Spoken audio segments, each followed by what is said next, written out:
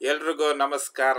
Election news ಏನಂದರೆ, ಕಾಂಗ್ರೆಸ್ ಅಧಿಕಾರ ಬಂದರೆ ಮಹಿಳೆಯರ ಖಾತೆಗೆ ವರ್ಷಕ್ಕೆ 1.24 ಲಕ್ಷ ರೂಪಾಯಿ ಕೊಡುವುದಾಗಿ ರಾಹುಲ್ ಹೇಳಿದ್ದಾರೆ.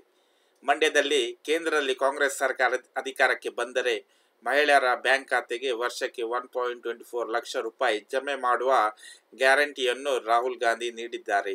ರಾಜ್ಯದ 24,000 ಜೊತೆಗೆ ಕೇಂದ್ರಕ್ಕೆ ವರ್ಷಕ್ಕೆ 1.24 ಲಕ್ಷ ರೂಪಾಯಿ ಹಣವನ್ನು ಮಹಿಳೆಯರ ಖಾತೆಗೆ ಜಮೆ ಮಾಡುವುದರೊಂದಿಗೆ ರೈತರ ಸಾಲ ಮನ್ನಾ, ಕನಿಷ್ಠ ಬೆಂಬಲ ಬೆಲೆಯ ಗ್ಯಾರಂಟಿಯನ್ನು ಮಂಡ್ಯದ ಕಾಂಗ್ರೆಸ್ ಸಮಾವೇಶದಲ್ಲಿ ಅವರು ಘೋಷಿಸಿದ್ದಾರೆ.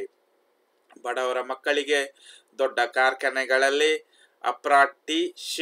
ಅಪ್ರಾಂಟಿಸ್ಶಿಪ್ ಮಾಡಿ ಕೆಲಸ ಕೊಡಿಸುವುದರೊಂದಿಗೆ ನರೇಗಾ ಯೋಜನೆಯನ್ನು ನಗರ ಪ್ರದೇಶಕ್ಕೆ ವಿಸ್ತರಿಸುತ್ತೇವೆಂದು ರಾಹುಲ್ ಆಶಾ ಕಾರ್ಯಕರ್ತರಿಗೆ ಸಂಭಾವನೆ ಹೆಚ್ಚಳ, ಗುತ್ತಿಗೆ ಪದ್ಧತಿ ರದ್ದು ಹಾಗೂ ಉದ್ಯೋಗ ಗ್ಯಾರಂಟಿಯ ಭರವಸೆ ನೀಡಿದರು.